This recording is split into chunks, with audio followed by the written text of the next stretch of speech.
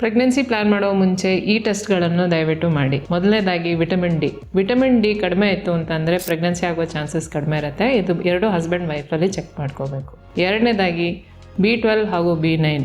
Folic acid ಕಡಿಮೆ ಇತ್ತು ಅಂತಂದರೆ ಹೋಮೋಸಿಸ್ಟಿನ್ ಲೆವೆಲ್ಸ್ ಜಾಸ್ತಿ ಆಗಿಬಿಟ್ಟು ಪ್ರೆಗ್ನೆನ್ಸಿ ಆಗೋ ಚಾನ್ಸ್ ಕಡಿಮೆ ಇರುತ್ತೆ.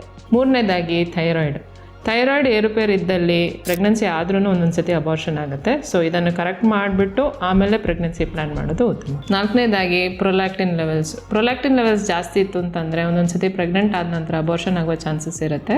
ಸೊ ಪ್ರೊಲ್ಯಾಕ್ಟಿನ್ ಲೆವೆಲ್ಸನ್ನು ಕಡಿಮೆ ಮಾಡಿಬಿಟ್ಟು ಆಮೇಲೆ ಪ್ರೆಗ್ನೆನ್ಸಿ ಪ್ಲ್ಯಾನ್ ಮಾಡೋದು ಉತ್ತಮ. ಐದನೇದಾಗಿ ರುಬೆಲಾ ಟೆಸ್ಟ್. ರುಬೆಲಲ್ಲಿ IgG ಪಾಸಿಟಿವ್ ಇತ್ತು ಅಂತಂದರೆ ಏನೂ ಟ್ರೀಟ್ಮೆಂಟ್ ತೊಗೋಬೇಕಾಗಿಲ್ಲ. IgG ನೆಗೆಟಿವ್ ಇತ್ತು ಅಂತಂದರೆ ರುಬೆಲಾ ವ್ಯಾಕ್ಸಿನ್ ತೊಗೊಂಡು 2 ಮಂತ್ಸ್ ಆದ ನಂತರ ಪ್ರೆಗ್ನೆನ್ಸಿ ಪ್ಲ್ಯಾನ್ ಮಾಡಬೇಕು. ಆರನೇದಾಗಿ ಪೆಲ್ವಿಕ್ ಅಲ್ಟ್ರಾಸೌಂಡಲ್ಲಿ ಏನಾದರೂ ಫೈಬ್ರಾಯ್ಡ್ಸ್ ಅಥವಾ ಓವೇರಿಯನ್ ಸಿಸ್ಟ್ ಕಂಡು ಬಂದಲ್ಲಿ ಅದನ್ನು ತೆಗೆದುಬಿಟ್ಟು ಪ್ರೆಗ್ನೆನ್ಸಿ ಪ್ಲ್ಯಾನ್ ಮಾಡೋದು ಉತ್ತಮ. ಲಾಸ್ಟಾಗಿ CBC, HIV, HBsAg, VDRL, HCV ಈ ಸಿಂಪಲ್ ಆದ ಟೆಸ್ಟ್ ಮಾಡಿಬಿಟ್ಟು ಪ್ರೆಗ್ನೆನ್ಸಿ ಪ್ಲ್ಯಾನ್ ಮಾಡೋದು ಉತ್ತಮ. ಈ ವಿಡಿಯೋನ ಎಲ್ಲ ಪ್ರೆಗ್ನೆನ್ಸಿ ಪ್ಲ್ಯಾನ್ ಮಾಡುವ ದಂಪತಿಗಳಿಗೆ ಶೇರ್ ಮಾಡಿ.